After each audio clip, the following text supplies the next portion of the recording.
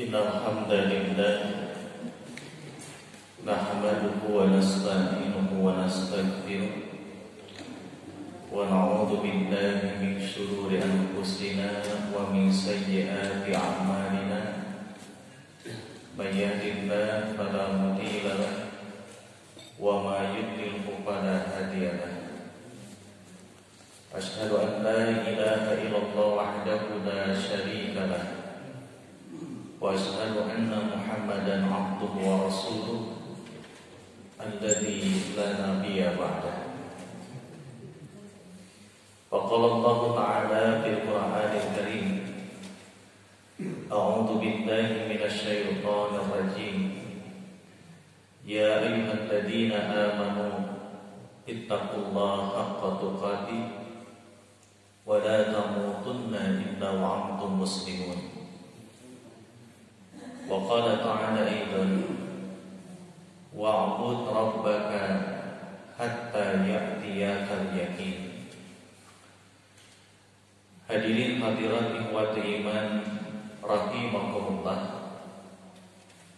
Alhamdulillah, puji dan syukur marilah kita panjatkan kehadirat Allah tabaraka wa ta'ala.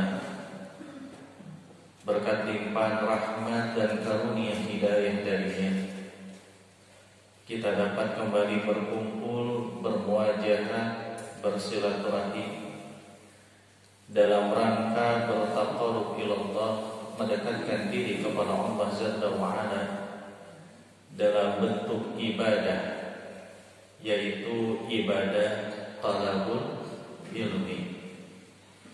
Mudah-mudahan Allah berkenan mengkaruniakan kepada kita ilmu yang bermanfaat sehingga mampu kita amalkan dan menjadi bekal untuk menghadap kepadanya kelak di yaumil akhir. Hadirin hadirat ikhwati iman rahimakumullah. Judul kajian kita pada subuh hari ini adalah menjadi muslim yang berkualitas. Apa judulnya, Pak? Menjadi muslim yang berkualitas.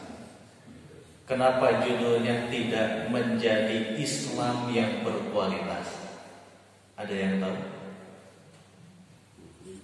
Karena kalau Islam itu pasti berkualitas. Karena Islam adalah dinullah, agama yang diturunkan oleh Allah tabaraka wa ta'ala, dijamin pasti benar, pasti sempurna atau berkualitas. Mungkin tidak Allah subhanahu wa ta'ala melakukan kesalahan atau kekeliruan? Tidak mungkin. Karena Allah azza wa jalla adalah maha benar, dan ajaran yang diturunkannya juga pasti benar. Tidak mungkin salah, tidak mungkin keliru, alias pasti sempurna. Nah, di antara dalil yang menunjukkan tentang perkara tersebut, Allah sampaikan dalam Al-Quran surah Al-Baqarah ayat 147. Surah apa? Ayat berapa? Al-Baqarah ayat 147.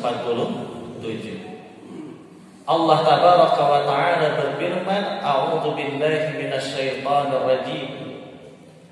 Al-haqqu mir rabbika fala takunanna minal mumtarin.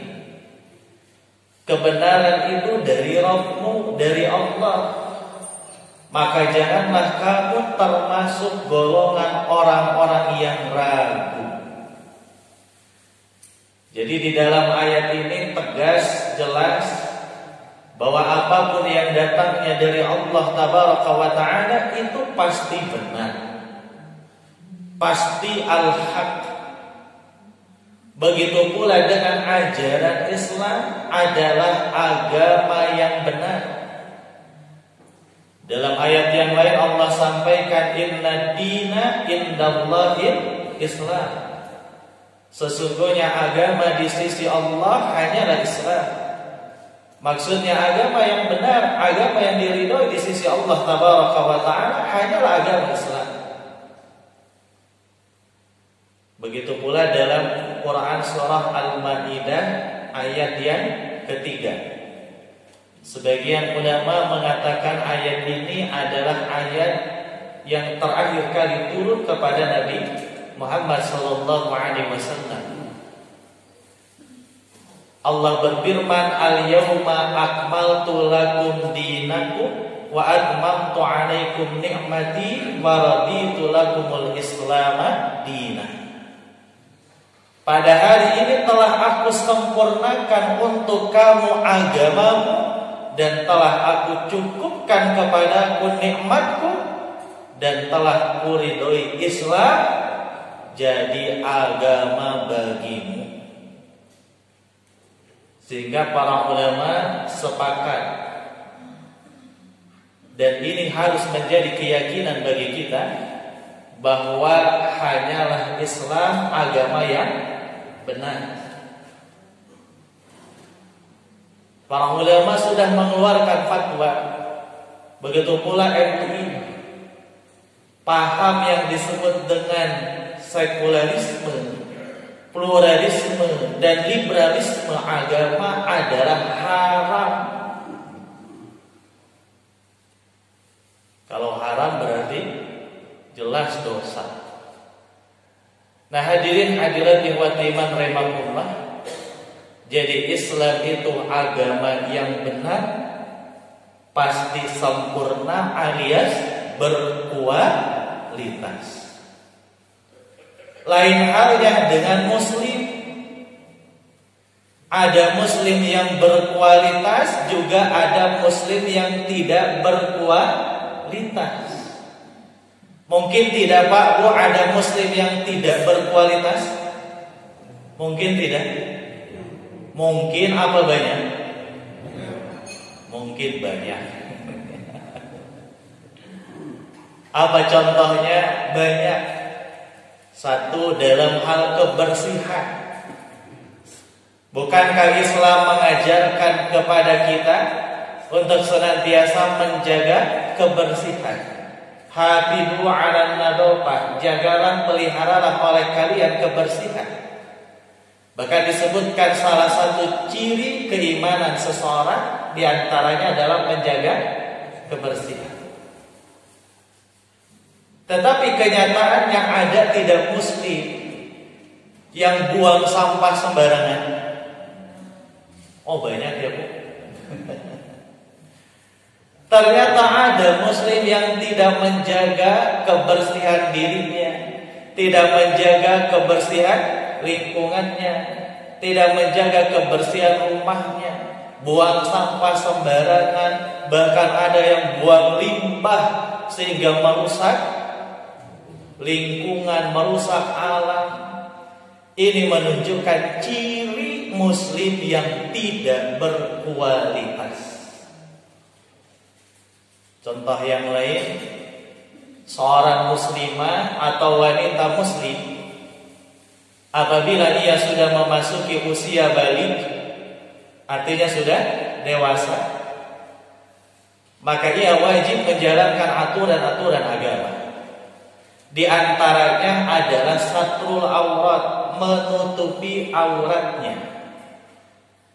Tapi kenyataannya ada tidak muslimah yang mengumbar aurat? Ada. Jangan jauh-jauh di lingkungan sekitar rumah kita. Ada seorang muslimah, KTP-nya Islam, tetapi tidak menutupi auratnya, mengumbar auratnya, tidak memakai jilbab. Bahkan punten, ada di beberapa tempat seorang muslimah tidak menjaga kehormatan dirinya, ia melakukan perbuatan zina. Nauzubillah. Ini pun menunjukkan ciri muslim yang tidak berkualitas. Nah, hadirin hadirat ikhwati iman rahimakumullah. Kalau kita perhatikan, Ada kualitas berarti ada juga kuantitas. Kalau kualitas itu kaitannya dengan apa? Kaitannya dengan mutu. Tapi kadang bos ada semutu kanggo ngadamel sambel. Kaitannya dengan mutu baik tidaknya seseorang. Tapi kalau kuantitas kaitannya dengan jumlah. Kaum muslimin dari masa ke masa, dari mulai masa Rasulullah sallallahu alaihi wasallam sampai zaman sekarang ini tentu memiliki kualitas dan kuantitas yang berbeda-beda. Dan mana muslim yang paling berkualitas? Di zaman siapa? Di zaman Rasulullah sallallahu alaihi wasallam, yaitu generasi emas, generasi terbaik, generasi para sahabat radhiyallahu anhum. Mereka termasuk generasi muslim yang berkualitas. Kita perhatikan bagaimana para sahabat yang utama dalam sejarah Islam, seperti halnya Abu Bakar As-Siddiq, Umar bin Khattab, Utsman bin Affan, Ali bin Abi Thalib radhiyallahu anhum. Mereka tidak hanya mengorbankan tenaga, tapi mengorbankan hartanya, bahkan jiwanya untuk Islam karena Allah Subhanahu wa taala. Contohnya Abu Bakar As-Siddiq radhiyallahu anhu. Kenapa beliau digelari sebagai As-Siddiq? As-Siddiq itu apa artinya? Membenarkan. Abu Bakar ini termasuk as-sabiqun al-awwalun, kelompok orang-orang yang pertama kali masuk agama Islam. Dan beliau adalah orang yang pertama kali membenarkan peristiwa Isra dan Mi'raj Nabi Muhammad sallallahu alaihi wasallam. Jadi Nabi Muhammad pernah menerima mukjizat dari Allah, yaitu diperjalankan dari mulai di Masjidil Haram di Mekah ke Masjidil Aqsa di Palestina, lalu Allah angkat beliau ke langit pertama, kedua, sampai ke langit ketujuh, sampai ke Sidratul Muntaha, tujuannya untuk menerima perintah ibadah salat. Dan Allah jadikan peristiwa itu hanya terjadi setengah malam, sebagian malam. Makanya kalimatnya dalam Quran surah Al-Isra ayat yang pertama, asra bi'abdihi lailan. Tidak lailatan, tapi lailan. Maknanya sebagian malam.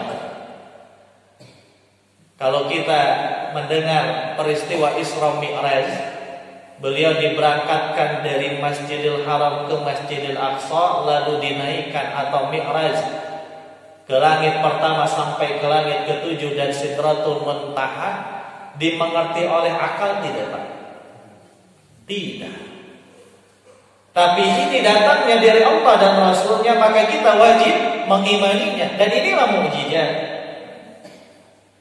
Tidak dimengerti oleh akal, tapi terjadi. Dan itu dikehendaki oleh Allah Tabaraka wa Ta'ala kepada Rasulnya yang Allah kehendaki. Nah, setelah peristiwa Isra Mi'raj itu, Rasulullah menyampaikan kepada penduduk kota Mekah. Ternyata mereka tidak mempercayai apa yang terjadi dan dialami oleh beliau. Bahkan ada sebagian kaum muslimin yang sudah masuk Islam akhirnya murtad, keluar lagi dari agama Islam. Dan orang-orang yang murtad ini ngolok, ngajak Abu Bakar agar sama keluar dari agama Islam. Mereka mengatakan, "Hai Abu Bakar, tuh temanmu yaitu Muhammad ngaku sudah melakukan perjalanan dari Mekah ke Palestina, lalu naik ke langit, kembali lagi hanya setengah malam. Kan gak masuk akal. Apakah kamu akan mempercayainya?" Maka Abu Bakar As-Siddiq beliau mengatakan la in kana qala dzalika laqad shadaqa. Andai ia memang mengatakan seperti itu, maka sungguh ia benar. Abu Bakar As-Siddiq tidak pikir panjang, beliau mengatakan laqad shadaqa, sungguh Nabi Muhammad sallallahu alaihi wasallam telah menyampaikan yang benar. Bahkan beliau pun menyampaikan apapun yang lebih dari peristiwa Isra dan Mi'raj, apabila itu datangnya dari Allah dan Rasulnya, maka saya pasti akan mempercayai, meyakininya. Maka kata Aisyah radhiyallahu anha, dari sanalah Rasulullah menggelari Abu Bakar dengan gelar As-Siddiq.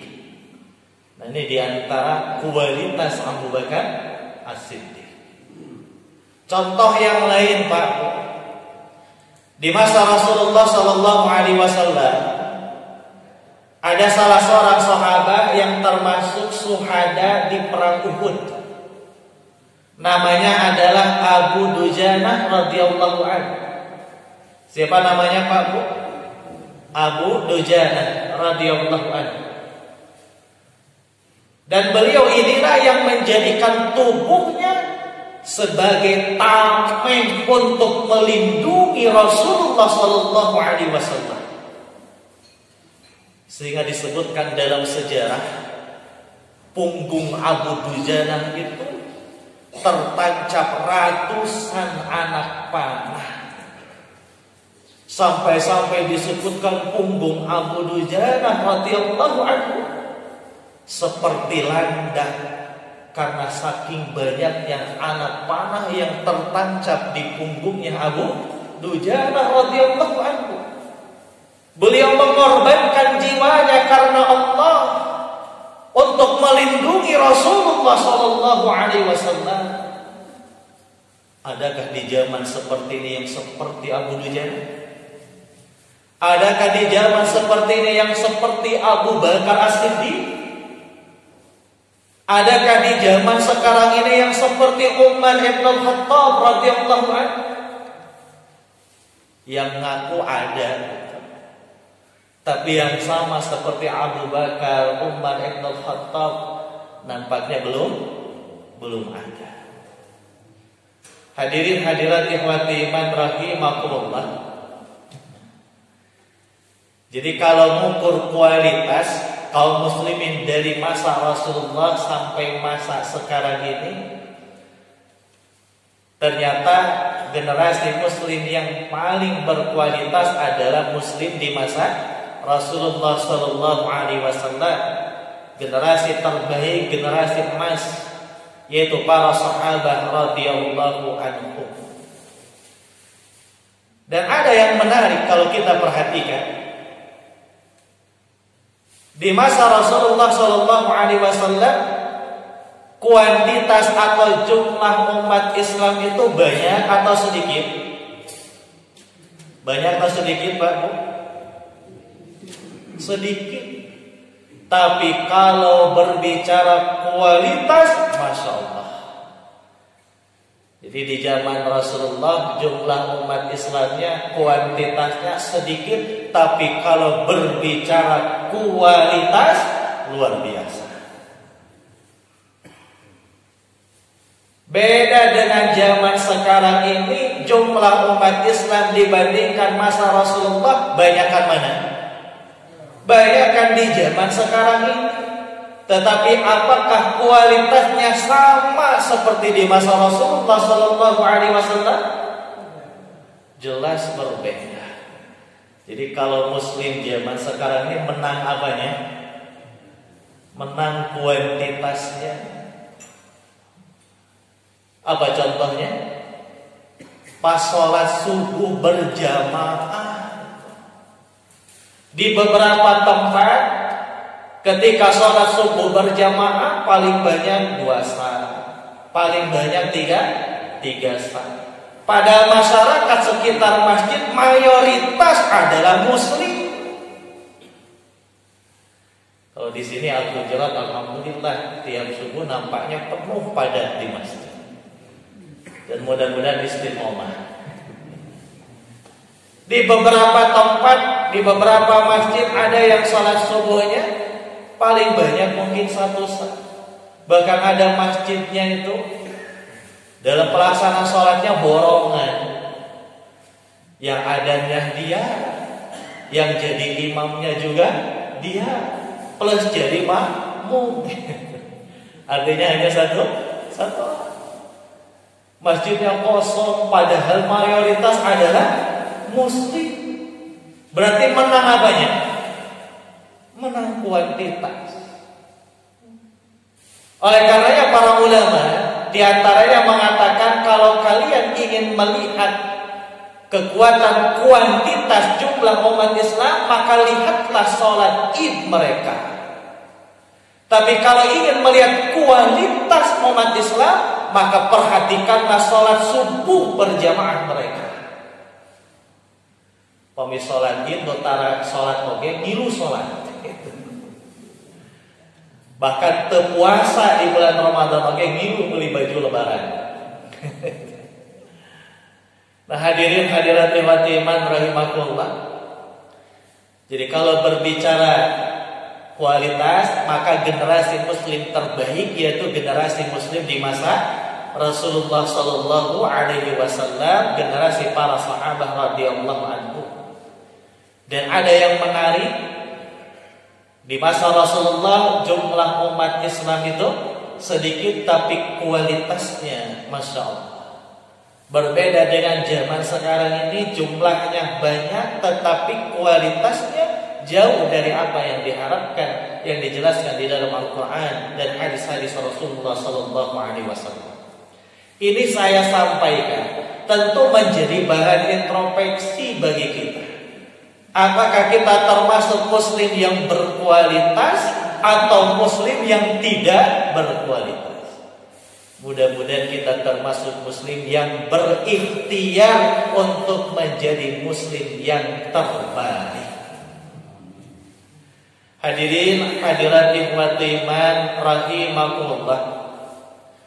Makanya perhatikan di masa Rasulullah sallallahu alaihi wasallam, setiap kali peperangan yang dihadiri oleh para sahabat radhiyallahu anhu, termasuk perang-perang yang dipimpin oleh Rasulullah sallallahu alaihi wasallam, mayoritas peperangannya dimenangi oleh siapa?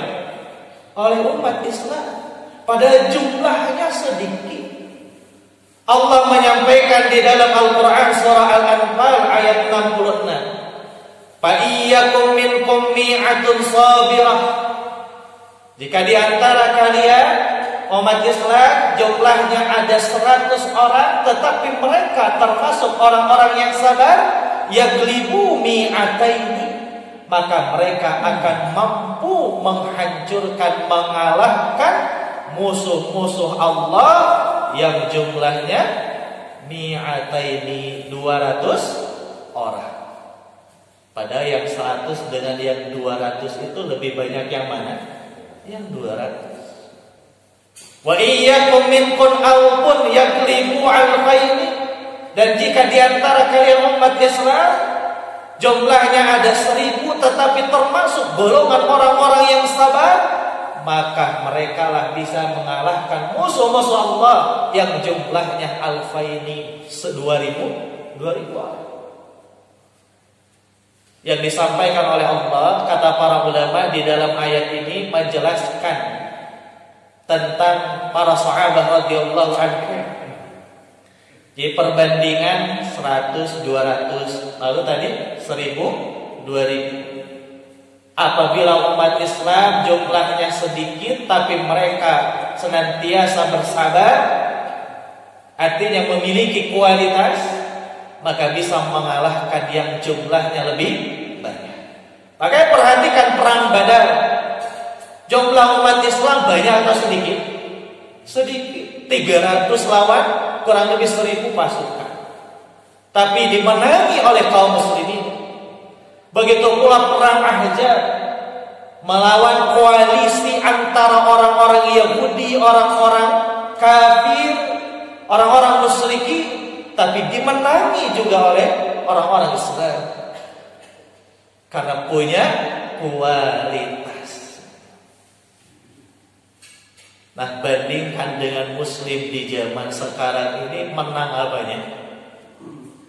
Nampaknya menang kuantitasnya saja. Lah, dari mana kau Ustaz berani mengatakan di zaman sekarang ini muslim hanya menang kuantitasnya saja? Dari sabda Rasulullah Sallallahu Alaihi Wasallam,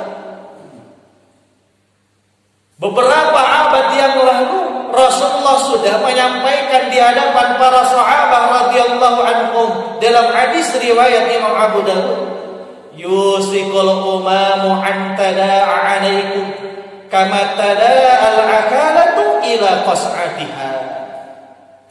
Kata Nabi di hadapan para sahabat, Pak Bu, akan datang satu masa di mana musuh-musuh Islam mereka akan bersatu padu berlomba-lomba untuk memerangi kalian kaum muslimin, sebagaimana berebutnya orang-orang akan makanan yang ada di atas nampan.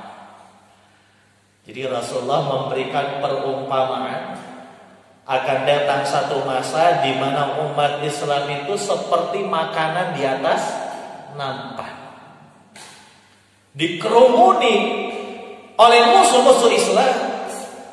Kebayangnya Pak Bu, ayeuna dina nampan teh aya sangu, aya daging bakaka umpamana gitu ya. Terus diperebutkan oleh banyak orang, yang satu memotong pahanya, yang satu mencabik-cabik dadanya. Hancur makanan tersebut.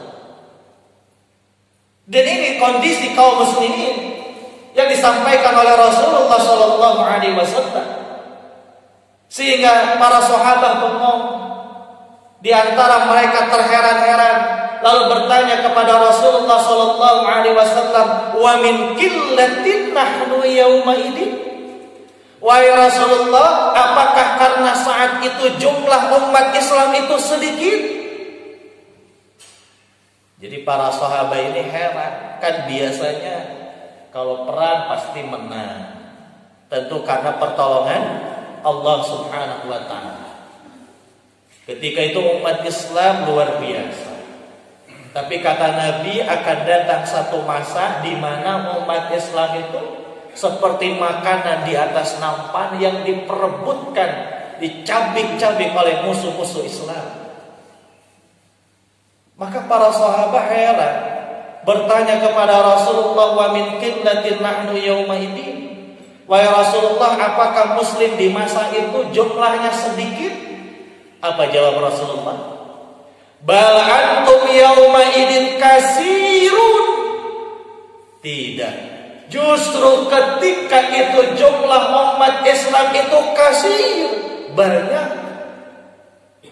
Apa kasirun tadi Bu? Banyak. Jadi kata Nabi, justru umat Islam di masa itu kasirun, jumlahnya, kuantitasnya banyak, walakinnakum gusaun ka gusa'is sayr.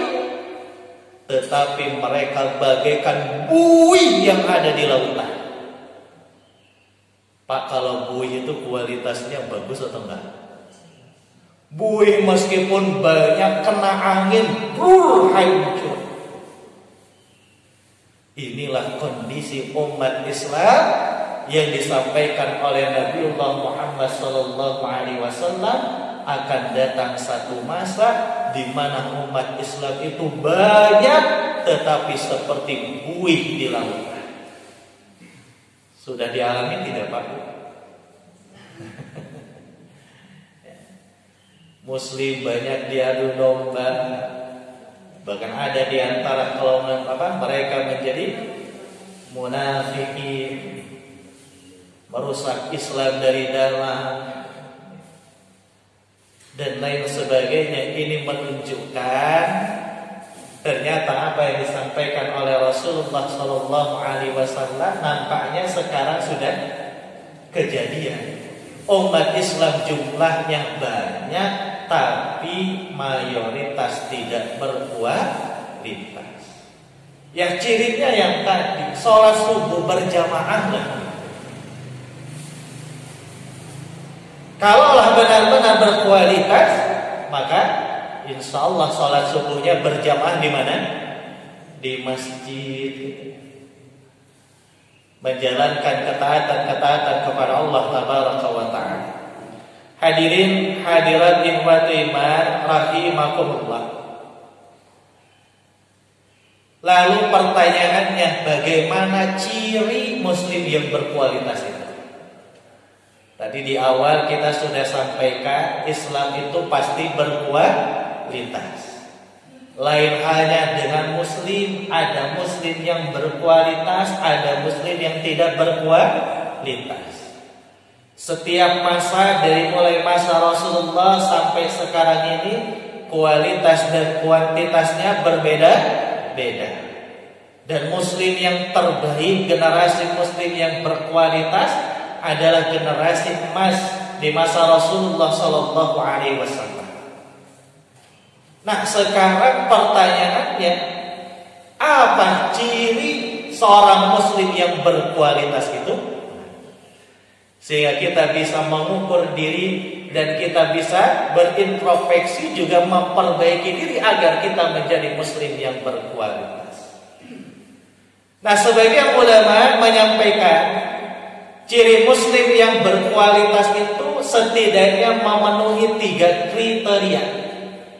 Yang pertama, sholihul akidah, akidahnya beres, akidahnya benar, akidahnya top gitu. Yang kedua, sholihul ibadah, ibadahnya juga benar, ibadahnya juga top. Yang ketiga, sholihul akhlak, akhlaknya juga benar, akhlaknya juga beres. Kita bahas satu per satu. Yang pertama apa Pak Bu tadi? Sholihul akidah, akidah yang benar. Akidah yang benar adalah akidatut tauhid. Orang-orang yang senantiasa meyakini kalimat la ilaha illallah lalu mengaplikasikannya dalam kehidupannya sehari-hari. Allah berfirman, wa'lam annahu la ilaha illallah.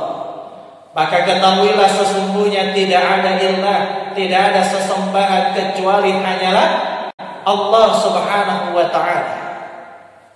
Artinya seorang muslim yang berkualitas adalah muslim yang memiliki kekokohan di dalam ketauhidan, kokoh di dalam keyakinan la ilaha illallah, dan berbagai hal yang berkaitan dengan makna la ilaha illallah. Kata para ulama, makna la ilaha illallah adalah nafyul alihah amma siwallah wa isbatu ibadatu lillah. Meniadakan sesembahan selain Allah dan menetapkan ibadah itu hanya kepada Allah Subhanahu wa ta'ala. Satu, meniadakan sesembahan selain Allah. Cukup atau belum? Belum. Maka penuhi yang kedua, menetapkan ibadah pun hanya kepada Allah. Bukan orang-orang yang meniadakan sesembahan selain Allah tapi nggak mau ibadah. Atau sebaliknya ada orang yang rajin ibadah, satu saat tertimpa musibah datang ke dukun. Percaya hal-hal demikian menunjukkan tidak berkualitas keislamannya. Ayah kene nu percaya ayana juri gitu ya. Ayah tepat bu juri. Teu aya, nu aya ge juri singkatan bujur ngagibrik eta. Teu aya. Jadi kalau ada muslim meyakini hal-hal yang syirik, ini menunjukkan tidak berkualitas. Karena seorang muslim yang terbaik, orang muslim yang berkualitas itu memiliki kekokohan di dalam ketauhidan. Termasuk ketika Allah Tabaraka wa Ta'ala uji dia dengan berbagai ujian, lalu ia menjalani dengan kesabaran, kokoh di dalam keimanan dan ketauhidannya, tidak goyah ketauhidannya, lalu menyalahkan Allah atas kondisi yang ia alami, bahkan murtad keluar dari agama Islam. Itu muslim yang tidak ada kualitasnya. Allah uji dengan kondisi ekonomi, Allah uji dengan penyakit, sabar. Ini bagian dari ketauhidan kepada Allah Subhanahu wa taala, yaitu sabar dalam menerima takdir Allah. Ini yang pertama. Jadi muslim yang berkualitas itu seorang muslim yang apa, Bu? Tauhidnya benar, akidah tauhidnya kokoh, akidah tauhidnya top markotok, nah gitu. Yang kedua, seorang muslim yang berkualitas itu seorang muslim yang salihul ibadah. Ibadahnya beres, ibadahnya benar, ibadahnya top. Sehingga Allah Tabaraka wa Ta'ala menyampaikan di dalam Al-Quran surah Al-Mulk ayat yang kedua, alladzi khalaqal mauta wal hayata liyabluwakum ayyukum ahsanu amala. Allah Tabaraka wa Ta'ala menciptakan adanya mati, adanya hidup, tujuannya adalah liyabluwakum, untuk menguji kalian, ayyukum ahsanu amala, siapa di antara kalian yang paling ahsan, yang paling baik amalannya. Jadi adanya hidup dan mati tujuannya ujian dari Allah untuk mengetahui siapa di antara kita yang paling baik amalnya. Kalimatnya ahsan, kalau ahsan berarti baik atau paling baik? Paling baik. Amalan ibadah yang baik tentu amalan ibadah yang mengikuti apa yang telah Allah dan Rasulullah Sallallahu Alaihi Wasallam tetapkan di dalam Al-Quran dan hadis-hadis Rasulullah Sallallahu Alaihi Wasallam.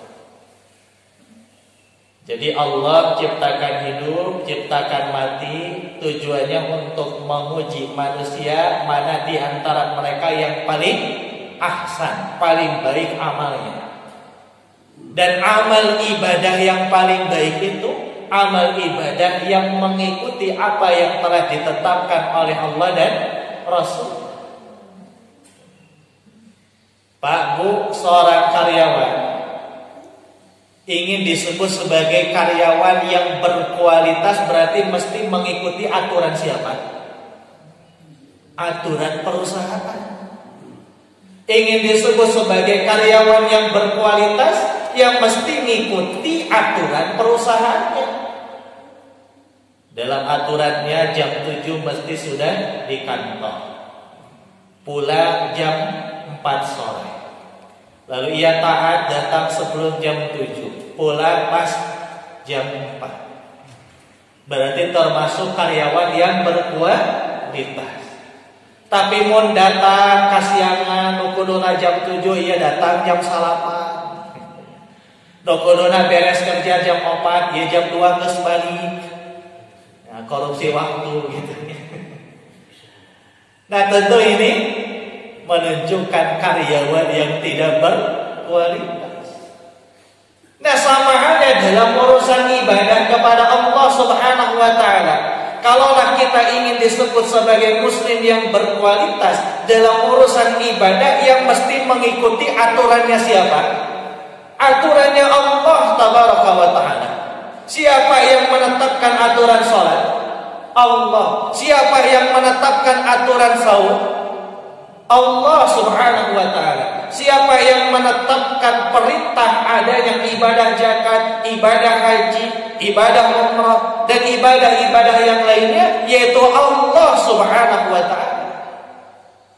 Jadi kalau ibadah kita ingin disebut sebagai ibadah yang terbaik, maka mestinya mengikuti aturannya Allah Subhanahu wa Ta'ala. Nah, di antara aturan Allah terkait dengan ibadah ada dua. Yang pertama, mesti ikhlas karena Allah. Yang kedua, mesti cocok sesuai dengan ketentuan Allah melalui Rasulullah Sallallahu Alaihi Wasallam. Ada berapa, Pak, Bu?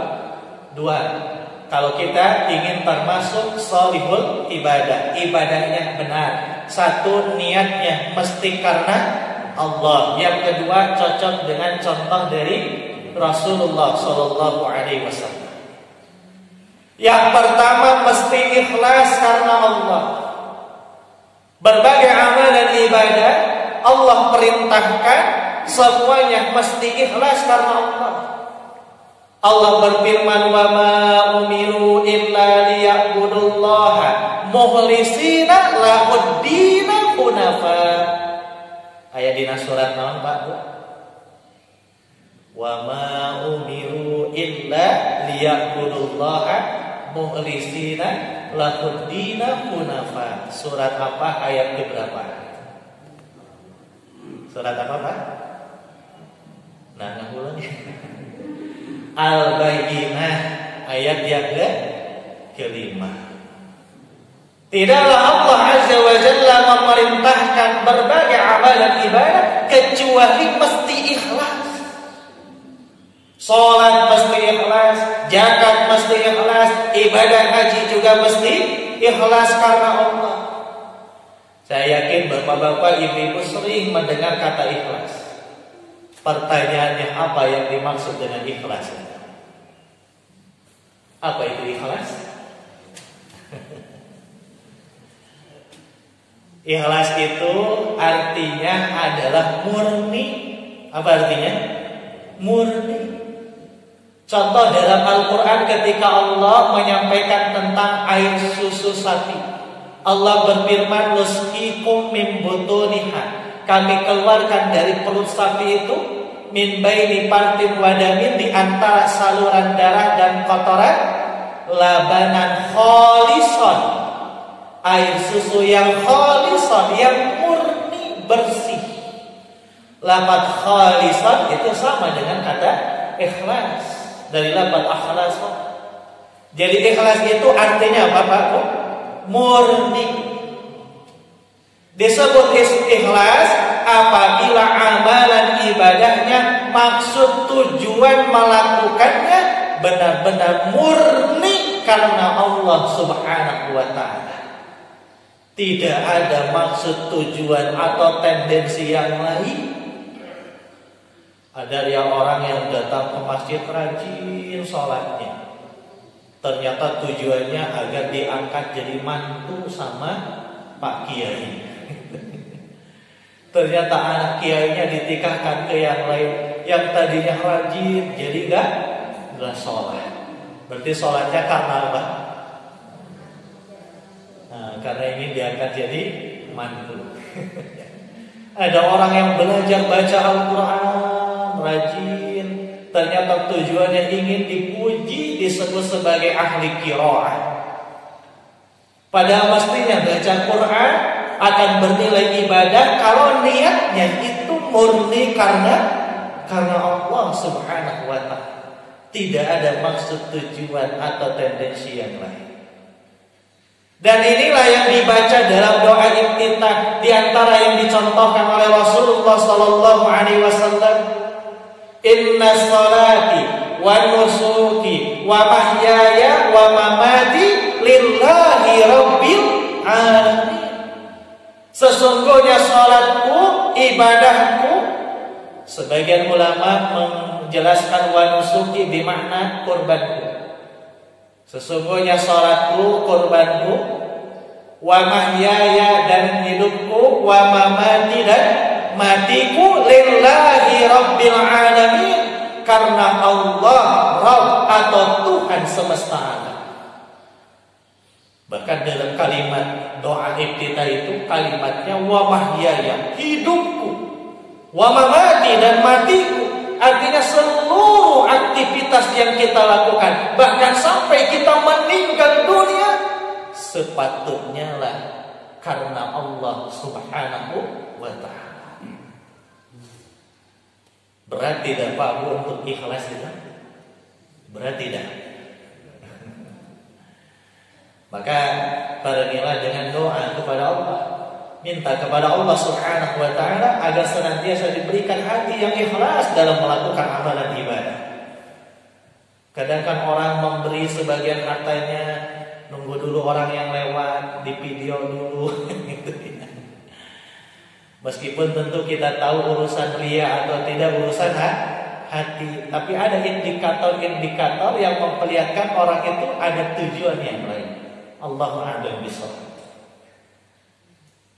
Karena apabila melakukan amalan tujuannya mengharapkan pujian dari orang lain, Allah Subhanahu wa taala tidak akan memberikan kebaikan atau pahala kepadanya.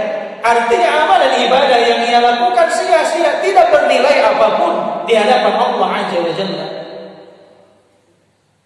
Maka ikhtiarlah untuk ikhlas di dalam melaksanakan amalan ibadah. Di antaranya barengi dengan doa, minta kepada Allah agar termasuk hamba Allah yang senantiasa ikhlas dalam melaksanakan amalan ibadah apapun. Di kita seringkali terbalik, ada ikhlas, ada ridho, sama atau beda? Kalau ada yang meninggal dunia, seringkali kita katakan mudah-mudahan keluarganya ikhlas. Benar atau salah? Mestinya bukan ikhlas, tapi mudah-mudahan keluarga yang ditinggalkan ada dalam keadaan ridho. Karena kalau ikhlas itu kaitannya dengan perkara sebelum melakukan pekerjaan. Bapak-bapak mau berangkat ngaji, kata ibunya, Pak titip ya cing ikhlas kayak ngaosna. Tuh ikhlas mah kaitan dengan amalan sebelum melakukan amalan. Sedangkan ridho kaitannya sudah kejadian atau sudah adanya perkara yang Allah tetapkan. Maka ketika tertimpa musibah atau ditinggal wafat, mendengar musibah dari orang lain, doakan mudah-mudahan menjadi orang yang ridho dalam ketetapan Allah Subhanahu wa taala. Di kita seringkali terbalik gitu. Jadi ada ikhlas, ada ridho, beda itu. Jadi kalau ada yang meninggal dunia, bukan semoga keluarganya ikhlas, bukan. Tapi mudah-mudahan keluarga yang ditinggalkan ridho akan ketetapan Allah Subhanahu wa taala, dan yang meninggal mudah-mudahan mendapatkan ampunan dari Allah Subhanahu wa taala. Hadirin hadirat ikhwati iman rahimakumullah. Jadi dalam urusan ibadah yang mesti ikhlas karena Allah. Maka seorang muslim yang berkualitas, yang melaksanakan ibadah tetapi shalihul ibadah, ibadahnya benar, ibadahnya top, yaitu ibadah yang niatnya ikhlas karena Allah. Yang kedua, mengikuti contoh Rasulullah sallallahu alaihi wasallam. Yang ketiga, shalihul akhlak, akidahnya kokoh, ibadahnya baik, benar, bagus, akhlaknya juga baik, akhlaknya juga terpuji. Bukan orang-orang atau muslim yang beres ngaji keluar pengajian ngomongin aib orang lain, beres ngaji ngegosip gitu ya. Ongkoh ngaji, ongkoh sholat berjamaah, nah ringkas beresna melakukan perbuatan maksiat. Jadi muslim yang berkualitas itu yang akhlaknya, yang akidahnya baik, ibadahnya benar, bagus, akhlaknya juga baik akhlak kepada orang tua, akhlak kepada sesama muslim, akhlak kepada tetangga. Dan inilah yang seringkali kita perhatikan di zaman sekarang ini, terjadinya degradasi moral. Ada di antara generasi-generasi muslim yang jauh dari akhlak yang mulia, memperlihatkan akhlak-akhlak yang tercela. Kalau ngobrol yang keluar dari lisannya kalimat-kalimat yang tidak pantas, berperilaku kepada orang tuanya jauh dari adab, bahkan jauh dari berbuat ihsan kepada kedua orang tuanya. Dan ini yang terjadi di kondisi umat Islam zaman sekarang, jauh dari akhlak yang mulia. Maka tugas kita khususnya ibu dan bapak di dalam kehidupan berumah tangga, didik anak agar kokoh tauhidnya, didik anak agar benar ibadahnya, didik anak agar baik akhlaknya.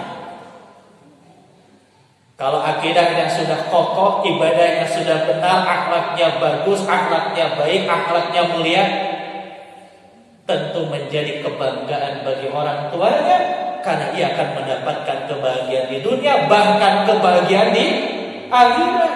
Karena anak-anak yang demikianlah yang disebut oleh Rasulullah SAW tidak akan terputus sampai nanti di yaumil qiyamah.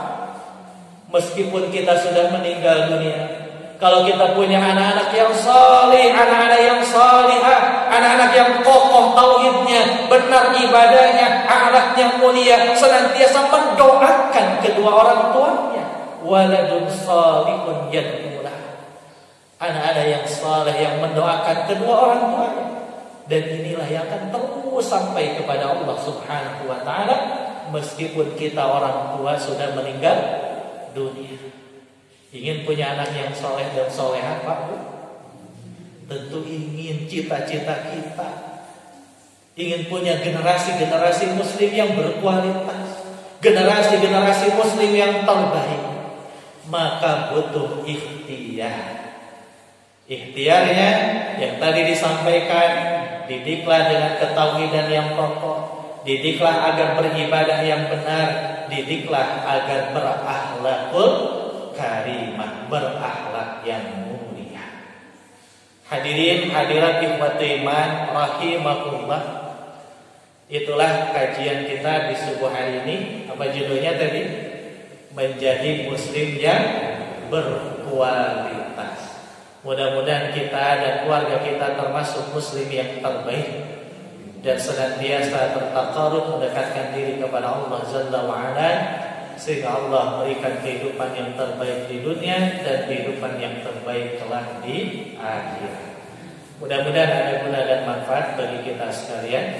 Subhanakallahumma wa bihamdik, asyhadu an la ilaha illa anta, astaghfiruka wa atubu ilaik. Rabbana atina fid dunya hasanah wa fil akhirati hasanah wa qina adzabannar. Rabbana wa taqabbal du'a. Aqulu qawli hadza wa astaghfirullah li wa lakum. Wassalamu alaikum warahmatullahi wabarakatuh.